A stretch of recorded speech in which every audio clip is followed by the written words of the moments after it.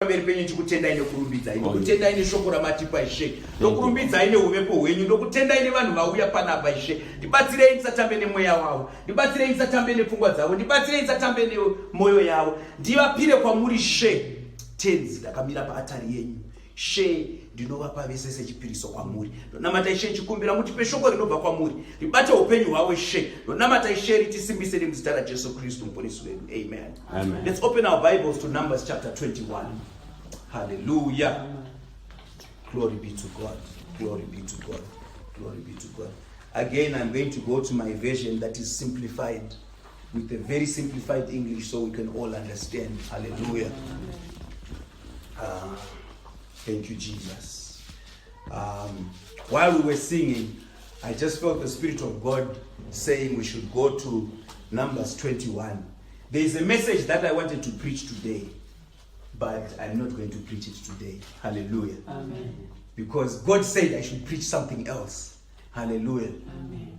And I have faith in my God that He's not going to let us down. Hallelujah. Amen. Numbers chapter 21. Maybe I might as well just start from the beginning. I wanted to start from the middle, but I'll start from the beginning. And it came to the ears of the Canaanite king, Arad, living in the south, that Israel was coming the way of Atarim. Hallelujah. Amen. And he came out against them and took some of them prisoners. Then Israel made an oath to the Lord and said, if you will give up these people into my hands, then I will send complete destruction on their towns. Hallelujah. Amen. And the Lord, in answer to the voice of Israel, gave the Canaanites up to them, and they put them and their towns completely to destruction. And the place was named Horma. Hallelujah. Amen. Then they went on from the Mount Hor by the way of the Red Sea, going round the land of Edom. And the spirit of the people was overcome with weariness on the way, and crying out against God and against Moses, saying, why have you taken us out of Egypt to come to our death in the wasteland? For there is no bread and no water, and the people, and this is poor bread, is disgusting to us. Hallelujah. Amen. Amen. Thank you very much. Tell them to come and sit here. So here we hear that Israel, the children of God, were faced with King Arad. Hallelujah. Amen. Living in the south. Because he heard what God has done. And he said, let me go to these people. And he captured some of them. Hallelujah. Amen. And then they remembered, because at this time they knew they were the children of God. They knew they were the children of God. And they knew who God was. Hallelujah. Amen. They knew who God was and they knew what God could do. So they said to God, if you can help us, if you can help us, come sit here. Junior, sit here. Come Sit here. No, sit down. Sit down. You can If you can help us and you bring them back Amen. to us, so easy. we will do what you want. Hallelujah. Amen. Some of us, we go to God and we treat Him like a sangoma.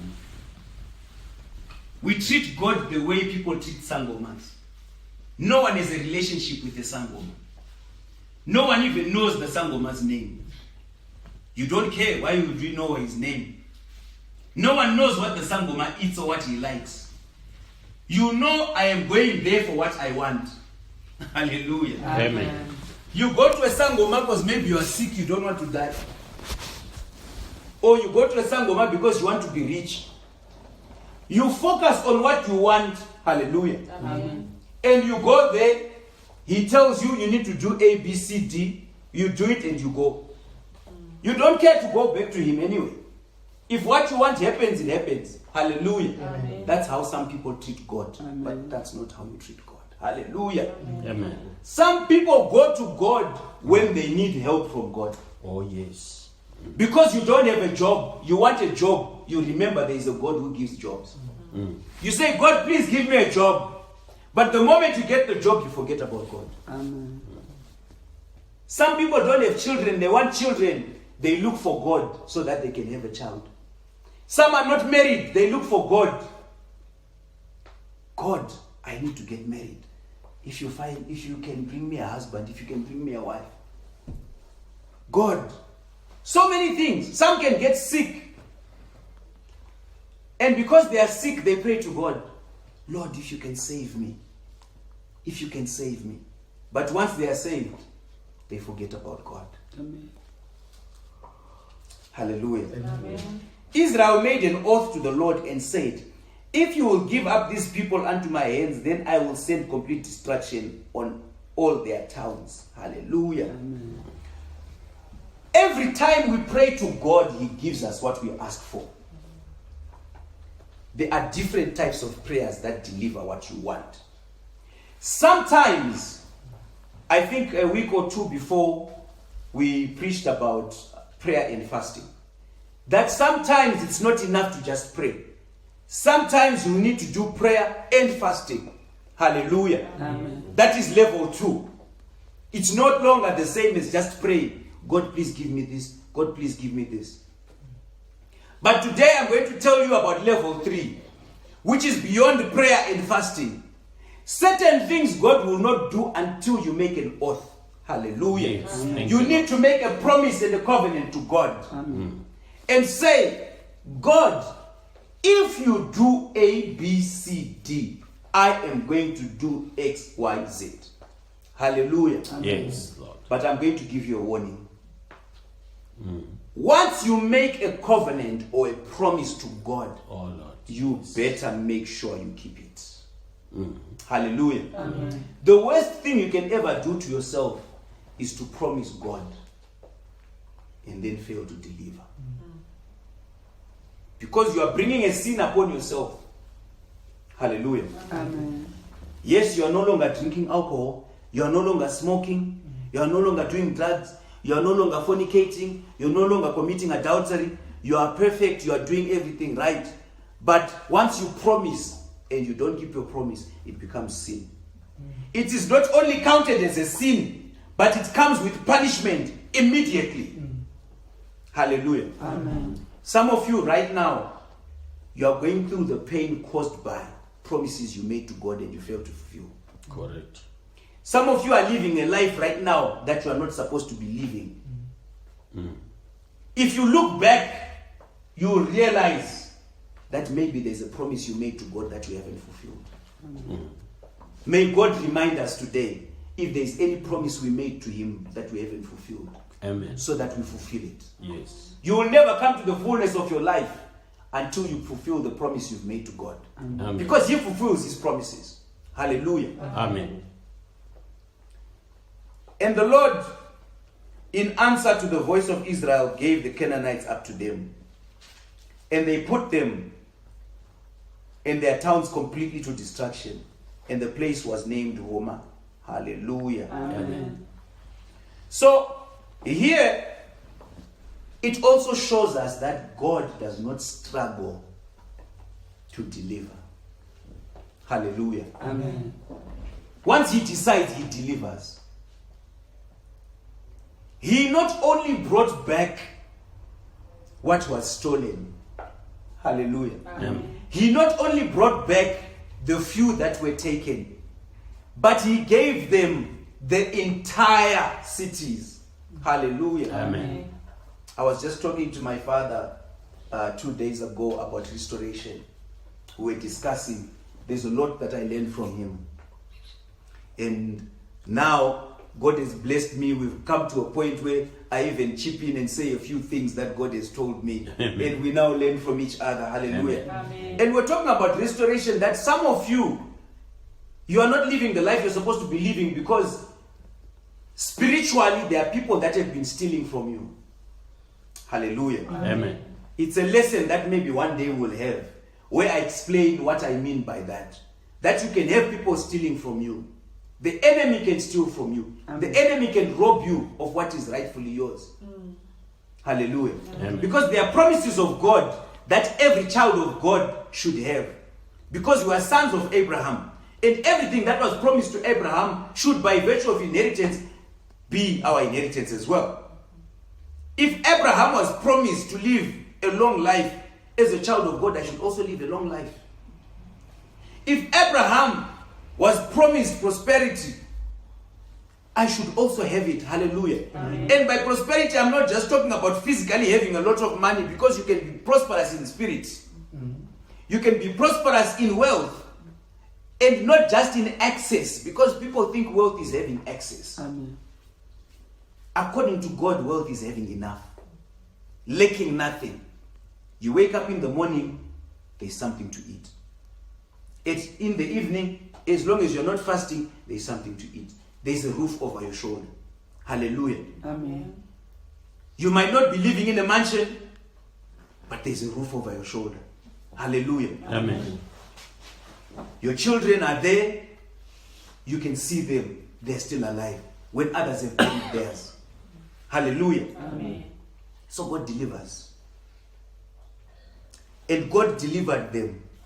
And what I wanted to touch on is that when God restores what has been stolen from you, you can claim the spoils of war. Hallelujah. Amen. Because the Bible says, if a thief should be found among you, he should restore sevenfold. Hallelujah. Amen. So if someone has stolen from me, they should restore sevenfold. Hallelujah.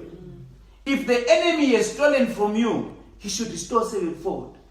If the enemy has made you sick and you failed to work for a day, the enemy should restore 7 days. Hallelujah. You are allowed to appeal to God to say, because of that one day, I now deserve 7 more. Hallelujah. Amen. If the enemy has taken 2-3 cars from me, a thief has been found. Hallelujah. Amen. I declare that it be restored 3 by 7. Hallelujah. Amen. Then they went to the Mount of Horma. Maybe because before we go to the Mount of Horma, we need to remember that when God has delivered you, when God has given you something, when God has done something, try to have markers. Hallelujah. Amen. Try to have markers. At this point, these guys named the place Horma. Hallelujah. Amen. By naming it Horma, it is to remind them. Yes. Every time somebody says Horma, they are reminded why it's called Horma. Oh, yes. Hallelujah. Yes. They are reminded that we prayed to God. He answered. He delivered these cities. That's why we call them Horma. Yes. There is a time the Israelites crossed the Jordan River. First they crossed the Red Sea. And they forgot they crossed the Red Sea. Then God said, okay, I made you cross the Red Sea, you forgot. Today I'm going to make you cross the Jordan. But now, I'm going to make sure you don't forget. Pick up rocks. Hallelujah. Amen. Pick up these rocks and you take them where you are going. Hallelujah. Amen. So that even your children, when they walk, they ask, why do we have these rocks? What do these rocks mean? Then you say to them, the Lord made us cross the Jordan. Amen. He made the water dry up and we walked on dry land. There is a punishment that God can give you. Oh, thank you, Jesus. Amen. God can make you cross the Red Sea. And if you forget that God made you cross the Red Sea, tomorrow He will make you cross the Jordan. But now He's not just making you cross the Jordan, He's going to make you carry rocks. Amen. Hallelujah. Because you forgot about the Red Sea. Now He will still deliver, but He will make you carry rocks. Amen. Do not let yourself get to a point where God does something for you, but He makes you carry rocks. Praise God for everything He's done for you. Thank Him for everything. There's a brother I was talking to at one time and he was complaining, this God, if He really loves me, how can I be going through this? The guy is complaining, he's got 2 Mercedes, the other one has died and it's stuck on the road and he's complaining. And I'm saying, my brother, you not only have 1 Mercedes, you have 2 Mercedes. There are some people who don't have Mercedes. Some people don't even have cars. Amen. How do you think God is feeling right now as you're complaining? Your wife drives an E-Class, you drive an E-Class, and you are complaining to God. There are people who don't have a Mercedes-Benz. So what does God say when He looks at them and then He looks at you? Next time God is going to deliver, but He's going to make you carry rocks. Hallelujah. Amen. And the rocks will go with you for life. Because every day someone will ask you why you have these rocks. Amen. Then you'll say it's because God made me cross the Jordan. But now this is to remind you. Hallelujah. Amen. Sometimes you have victories. Victories in war. But you can have victories with scars. And people will ask you, where did this scar come from? Now you have to remind them, this is the scar from that victory. Hallelujah. Amen. So they went from Mount Hor by the way of the Red Sea, going round the land of Edom. And the spirit of the people was overcome with weariness on the way. Hallelujah. Amen. Sometimes you can be overcome with weariness. Weariness is where you just feel everything is too much. I am tired. I cannot take it anymore. Hallelujah. Amen. Every day I want to have tea, I don't have milk. I've taken it for 6 months, having black tea. But no, man. Why should it always be like this? You get weary. Hallelujah. Amen. Every day I have bread, it doesn't have margarine. I am getting weary. When is this God going to answer? Hallelujah. Amen. That is the spirit of being weariness. Every day we go to church. Today I'm just going to rest. I'm not going to come. That is weariness. Amen. That is being weary. Why do we always need to pray? Hey, this man, he makes us pray. And after we finish praying, he says, let's start praying again. But I finished all my words. I don't know what else to say. That's weariness. Hallelujah. Amen. Now what happens when people get weary? They forget to praise. They forget to worship. When you feel you've exhausted your words, start praising God. Start worshiping God. There's so much you can thank God for. The fact that you are breathing, there's somebody who cannot breathe. The fact that you can see me right now, there's somebody who cannot see. Last week I was telling you about that brother who we prayed for. He had eyesight issues. We prayed for until he started seeing. Amen. You don't have that problem. Your eyes can see.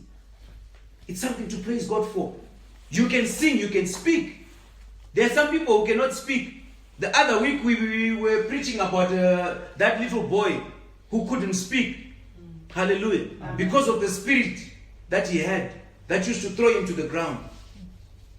So you can hear, you can speak, you can see. All of those things are things to praise God for. When you are praying, just thank God for being God. Amen. While we were on the road, we were coming with Brother Stephen and we were talking about Shadrach, Meshach and Abednego. Talking about how they realize that God is God. And no matter what happens in my life today, God still sits on the throne. Whether I am happy, whether I'm sad, whether I get money, I don't get money, whether I have a job, I don't have a job, God is still God. Amen. I thank the Lord that when I started this ministry, there are people that said we want to give our lives to Jesus Christ. I thank God that when I started this ministry, there are people that said, men of God will follow you and will come to church whenever you call for church. But I am telling you that whether these people come or they don't come, he still sits on the throne. Hallelujah. Amen. And we need to know that God is God. He still sits on the throne. Whether he answers your prayer or he doesn't answer your prayer, it's still God. Amen. Don't ever get to a point where you think because he didn't answer your prayer, then maybe you need to change the way you address him. You shouldn't love him anymore. Hallelujah. Amen. So when they were weary, they started crying out against God and against Moses. And they said, why have you taken us out of Egypt to come to our death in a wasteland? For there is no bread, there is no water, and this poor bread is disgusting us. Hallelujah. Amen. Hey, these people. God has taken them out of slavery, where they were slaves in Egypt. And God has freed them. They are no longer slaves. Nobody tells them what time to wake up anymore. Nobody tells them what time to go to sleep. Nobody makes them clean their houses. Nobody makes them bake bricks. Nobody makes them carry things. Hallelujah. But they are complaining. They don't see what God has done for them. There might be someone here who doesn't see what God has done for them. Hallelujah. Amen. You don't see the bondage that you were in. You've forgotten where God picked you up from and where He has placed you now. You think God hasn't done anything for you, but you don't realize how different your life is now from what it was before God. Amen. And you start complaining. Maybe life was better back there. Where they used to tell you that it's end of the year, you need to come and slaughter again. You need to renew the ritual. God has freed you from that. Hallelujah. Amen. Where they say to you, you need to go to a sangoma. You know these sangomas, they belittle you. You get into the house, they say, no. You can't come into my house with your shoes on. Take off your shoes. Amen. Take off your shoes. Now you must take off your designer shoes. And you have to walk in without shoes. He just wants to show you that you are nothing to him. Hallelujah. And then he says, no. That perfume, you are not supposed to come with that perfume here. Can you believe such bondage that God has saved you from? He saved you from such bondage. But you're forgetting and you are now complaining. Hallelujah. Amen. They started complaining. They were saying even Egypt was better. Hallelujah. Amen. God used to rain manna from heaven for them. Hallelujah. Amen. God used to send them food daily. But they cannot see the blessing of God. Hallelujah. Amen. Some of you, you're listening to this message and it's coming from God. But you don't see it. All you can see is this is not a big church. It doesn't have bright lights. It doesn't have amazing instruments. It doesn't have a choir. It doesn't have praise and worship singers. It doesn't. But you are hearing, you're getting manna from heaven. Amen. Straight from heaven. But because of lack of knowledge, you don't realize. You think you're better off in Pharaoh's land. You're better off in those churches where the man of God lies to you and takes your money. And he lies to you. Before you know it, your children are pregnant. And it's the man of God. You are thinking life was better back there. You need to open your eyes to the blessings of God. Amen. It's not every time that God makes you see the blessing He's given you. Sometimes God blesses you, but the blessing is hidden. Hallelujah. Amen.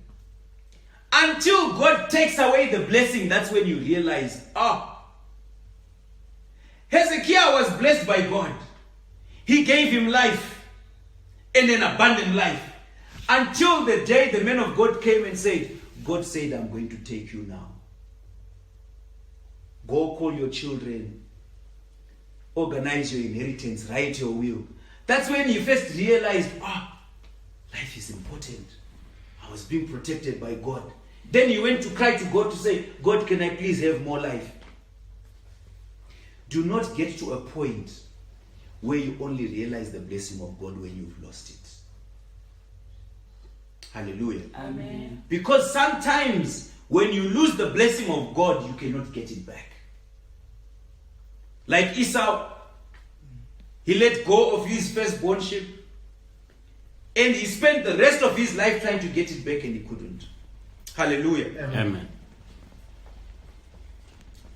And crying out to God against Moses, they said, why have you taken us out of Egypt to come to our death in wasteland? For there is no bread, there is no water, and this poor bread is disgusting to us. Hallelujah. Amen. The other thing you need to understand is there's a difference between God and us. God's intelligence and our intelligence is different. They are calling this bread disgusting because they are living in the flesh. In the spirit, God is saying there is no food that is better than this bread. So what this teaches us is sometimes what God deems best for you might even be disgusting to you. Hallelujah. Amen. As a man, God telling you to stick to one wife, it might not be fun to you, but God says that is what is best for you. As a woman, God saying you're supposed to stick to your husband only. It might not sound like fun, but God says that is what is best for you. Hallelujah. Amen. Everyone else is partying and drunk and they're walking like this and it looks cool.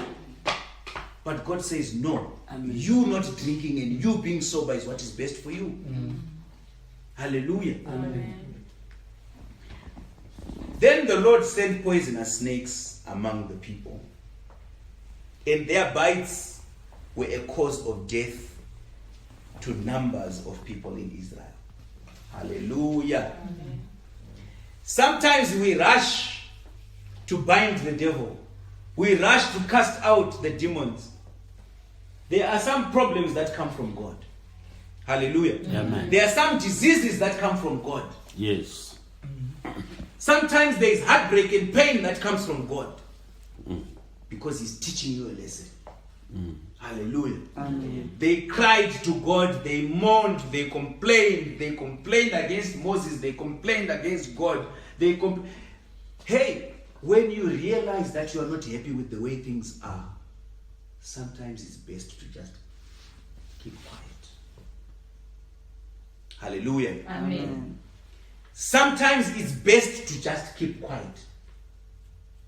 Rather not say anything. If you don't have anything good to say, rather don't say anything at all. I remember when I was young, you have moments where your parents would beat you. Hallelujah. You know, when you hit a child and your child starts crying, they haven't really been beaten.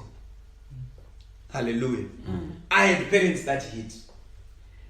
You can get beaten to a point where a child does not cry, it just goes. Yeah. Hallelujah. Amen. I'm sure to those who've experienced it, they know. Amen. That pain where you don't even have the strength to cry, you just go. Hallelujah. Amen. When things don't go your way, when things go bad, do not complain to God. Rather just go. Hallelujah. Amen. You're protecting yourself. Because the complaining and the crying brings punishment. Hallelujah. Amen. Because He's a God who loves you and He does what is best for you at every time. Amen. So if He's doing what is best for you at every time, how then do you complain? Hallelujah. Amen. For we don't know what is good for us. Only He knows what is good for us. Hallelujah. Now God got to a point where He said, this is enough. I've had it with these people. Hallelujah. Amen. I'm going to punish them now. So God Himself sent poisonous snakes to bite them. Some people are living their life right now, and they're going through a phase where God Himself has sent poisonous snakes your way. Hallelujah. Amen. Don't let your life get to a point where God sends poisonous snakes. Don't let yourself get to a point where God sends poisonous snakes to you. I'm sure we can all look at our lives and we can see. We all have people that we know. We all have relatives that we know. We all have friends that we know. We all have people that we know that, you know what?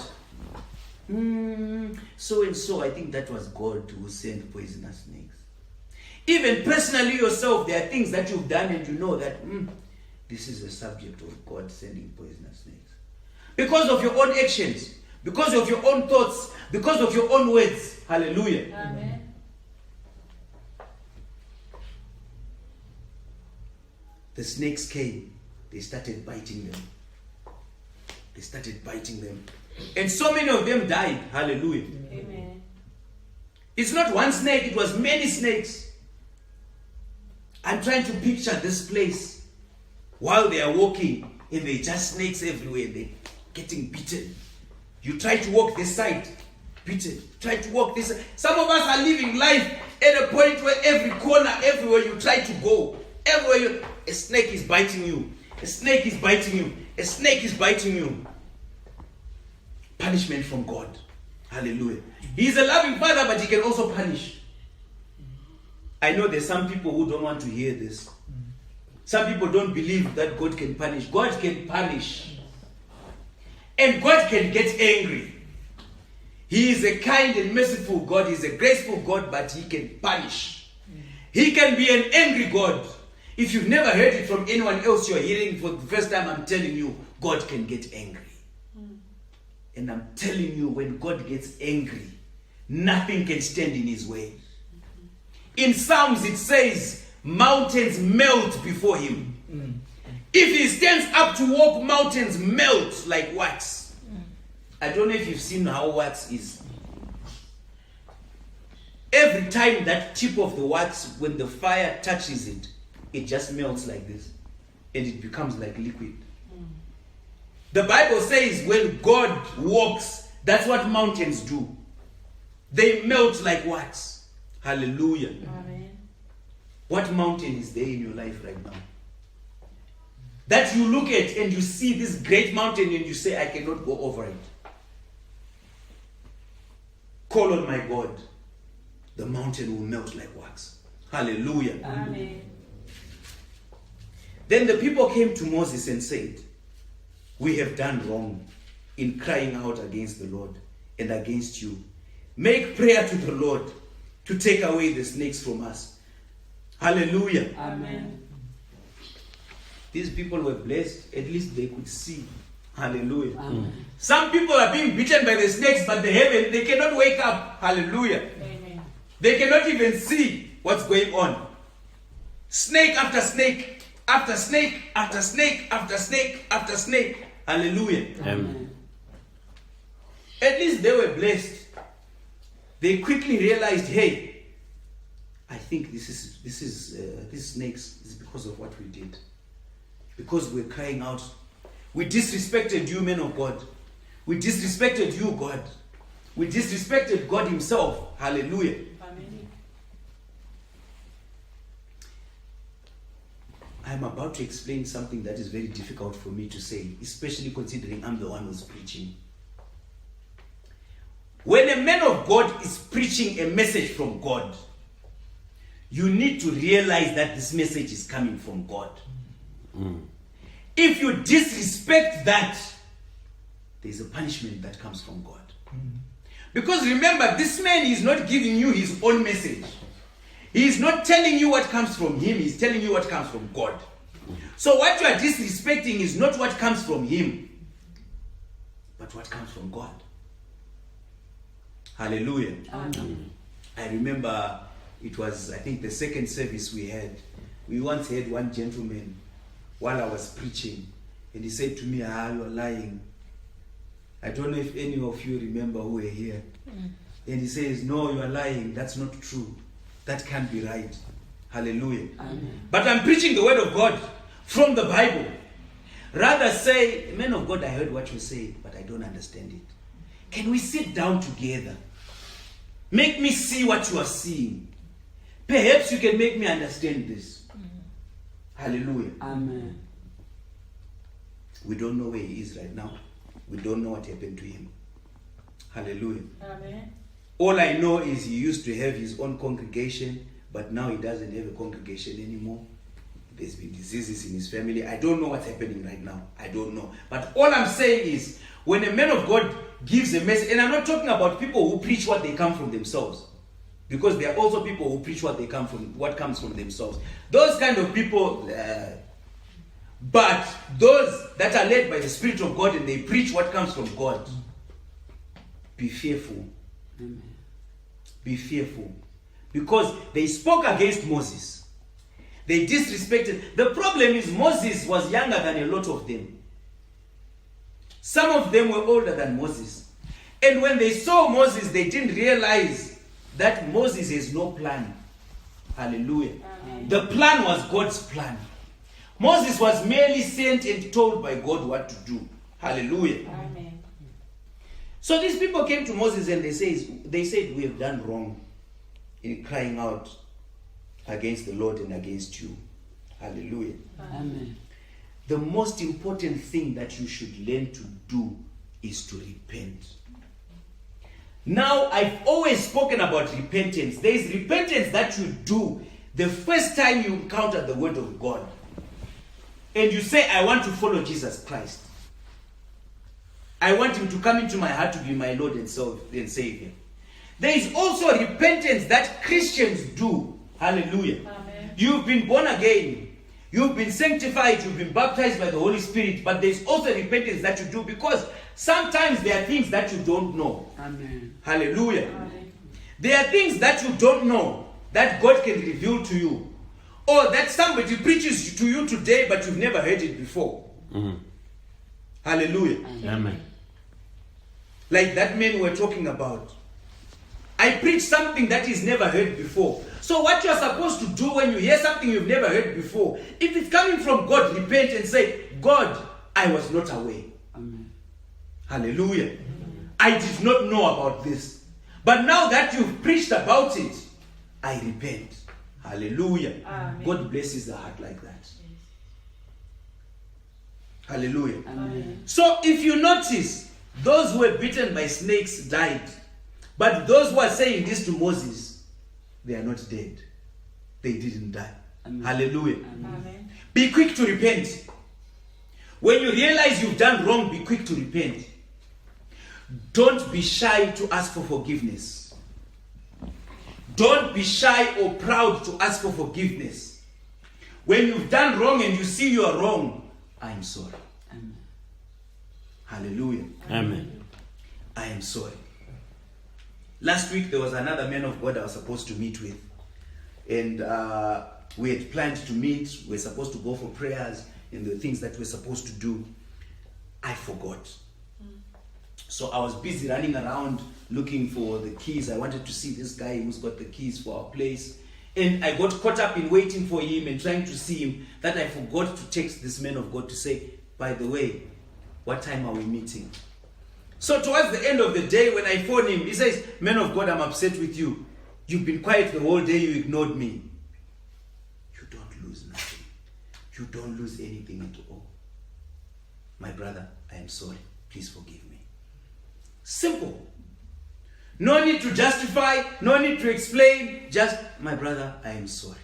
Please forgive me. God blesses that.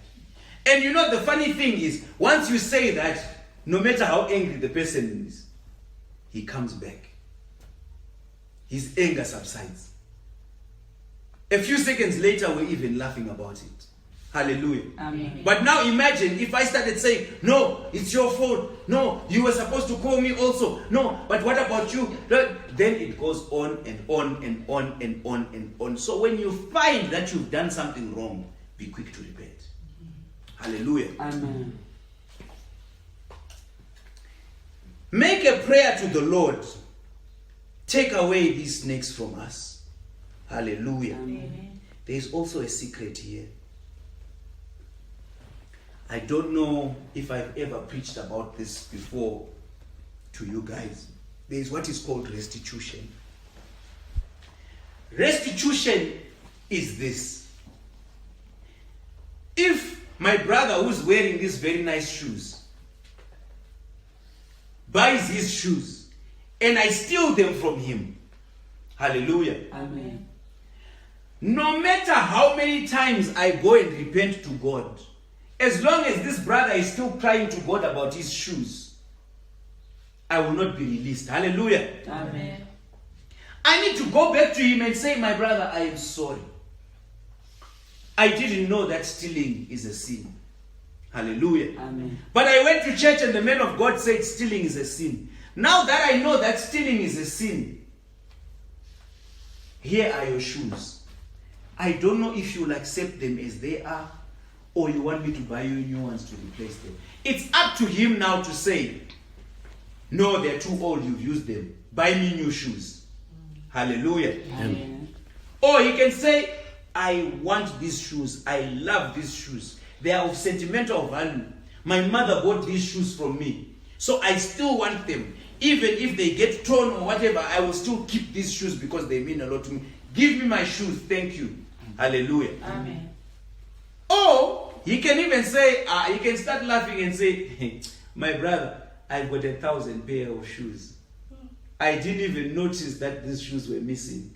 But maybe it's because you didn't have shoes. But now that you came to me, it's okay, I forgive you, I release you. Hallelujah. Amen. Now God in heaven releases me as well. Amen. Hallelujah. Amen. That is the way the word of God should be preached. Restitution is going back to the person you wronged and asking for forgiveness from them. Ask for forgiveness from the person you wronged first before you ask for forgiveness from God. Hallelujah. Amen. Because when you ask for forgiveness from God, God is fair and just. He loves me just as much as he loves the person that I've wronged. And that person is still crying to God. Hallelujah. Amen. Imagine how hurt I feel if I find out somebody is beating up one of my children. So, as much as God wants to forgive you, he also loves the person that you've wronged. Hallelujah. Amen. Even when you've done gossip, if you get involved in gossip and rumors, you need to go back to that person and face them and say, Gogo, I am sorry. Amen. I told people that you steal bread. I told people that you steal tomatoes. Amen. I know it's a lie. I told people that because I wanted them to hate you. But I'm here to ask for forgiveness. Amen. Then Gogo says, it's okay.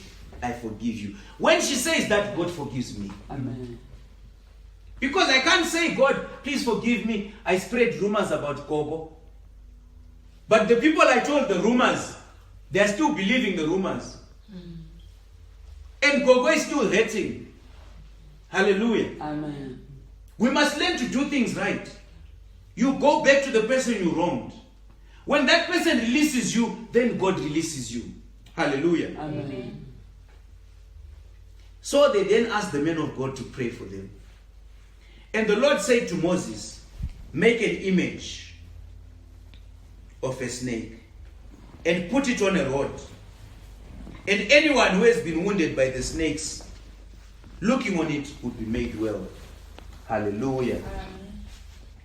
So the men of God now Amen. can stand in the gap and pray for you. Hallelujah. Amen. Just like when we say those who want to give their lives to Christ, you come, you kneel down, and the man of God comes and prays for you. Hallelujah. Amen. Just like when you are ill and the man of God prays for you. Hallelujah. Amen. Moses then stood in the gap and interceded for these people. Amen. And he prayed to God. Then God said, make a bronze snake on a stick and lift it up. Hallelujah. Amen. Anyone who looks at the bronze snake will be made well. Hallelujah. Amen. So, you need to understand something here. People have been bitten by snakes. The poison travels in their body and they die. And then Moses says, listen here. I have made this bronze snake. Anyone who looks at this bronze snake will not die. Hallelujah. Amen. Those that looked at Moses died. Hallelujah. Amen. Because it's not Moses who was going to save them, but the bronze snake. Those that looked at Moses' garments died. Those that looked anywhere else died. Hallelujah. Amen.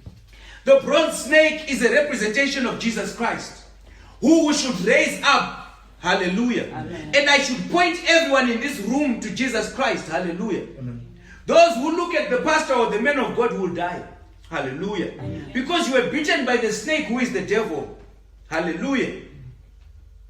And because the snake is poison, which is sin, is now living in you. Last week on Tuesday, or was it Wednesday, we preached and we said when God looks at a sinner, he sees a dead person. Hallelujah. Amen. So the snake has bitten you. Hallelujah. The snake has bitten you. And you now have the poison of the snake and you die. So you are in sin. Hallelujah. Because we were born in sin. Hallelujah. Amen. But now when you look at Jesus Christ on the cross. Hallelujah. Amen. Jesus Christ on the cross. Because the blood of Jesus is the only thing that can rescue you. Hallelujah. Amen. Everyone who looked at the bronze snake survived. It was as if they were never bitten by the snake. Hallelujah. Amen. I think last week I said the same thing about the blood of Jesus. That when you receive the blood of Jesus, it puts you in a place where you are just like somebody who has never sinned before. Hallelujah. Amen. The blood of Jesus takes you to a position of Jesus because Jesus walked on earth and he never sinned. Hallelujah. Amen. So when you have the blood of Jesus, you are just like somebody who's never sinned before, because when God looks at you, he doesn't see you, he sees the blood of his son. Hallelujah. Amen. And that's why we're coming to church every day, so that we attain this. When you have the blood of Jesus upon you, that's when you can be born again. Because it is the blood of Jesus that brings forgiveness of your sins. And then Paul says, he talks about renewal of the mind. Hallelujah. Amen. Renewal of the mind that comes from hearing the word of God. Hallelujah. Amen. So you get programmed by the word of God. And the word of God, the more you consume the word of God, the more your mind changes. Hallelujah. Amen. The more you consume the word of God, the more your mind changes. It is likened to water. Hallelujah. Amen. When you've got a vegetable garden, some people have these little, they call them nurseries. The vegetables are not strong enough to withstand the hosepipe. Hallelujah. Amen. So what they do is they take water from a can and they sprinkle with their fingers. Hallelujah. Amen. That's what the word of God is. And as I preach to you, that's what God is doing. He's sprinkling his water. To Jeremiah and Ezekiel, he says, I will sprinkle my water on a heart of stone until it becomes a heart of flesh. Amen. Hallelujah. Amen. So the word of God then brings renewal of the mind. The blood brings forgiveness of sins, and the water cleanses you. That is how you get sanctified. Hallelujah. Amen. You need to read the word of God. You need to hear the word of God. Amen. Over and over and over and over. Before you know it, the word of God is now ruling you. That's what he means. He's written his law in your heart. I'll give you a perfect example. There is what they call K53. Is it K53? If you want to drive, you study the highway code. Hallelujah. Amen. And you see, there's a funny thing about the highway code. It tells you about the signs on the road. Hallelujah. Amen. To a man who has never studied the highway code, he doesn't have a provisional license. If you give him a car and he sees congestion, he can just go over a solid line. Hallelujah. Amen. Because there's nothing that stops him from going there. Hallelujah. Amen. But somebody who studied the highway code, they know that you cannot go over a solid line. Hallelujah. Amen. So to somebody who's not studied it, he will laugh at him and say, why don't you just go there? Hallelujah. Amen. But he says, no, I can't go there. That's what the word of God is like when you are sanctified by the word of God. There is a solid line that you cannot cross. Hallelujah. Amen. To those who don't have the word of God, they say, why don't you just cross? Hallelujah. Amen. But because of the word of God, that solid line to you is such a big deal. It's as big as a wall. Amen. Hallelujah. Amen. When everyone is saying, why don't you just have a Pilsner? Why don't you just have a Heineken? Why don't you just have a Castle Light? Hallelujah. Amen. Because it's possible. The mouth is there. The throat is there. Hallelujah. Amen. But I see a solid wall. Hallelujah. Amen. He can come to you with marijuana. He will say, you can smoke this. But to you, it's a solid wall.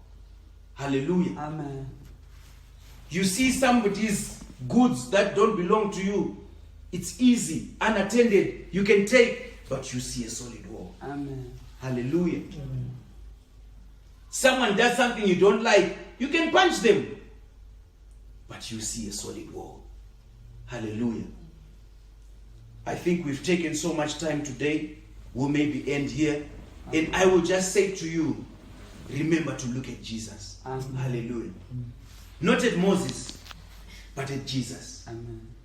Because it's only Jesus Christ that brings salvation.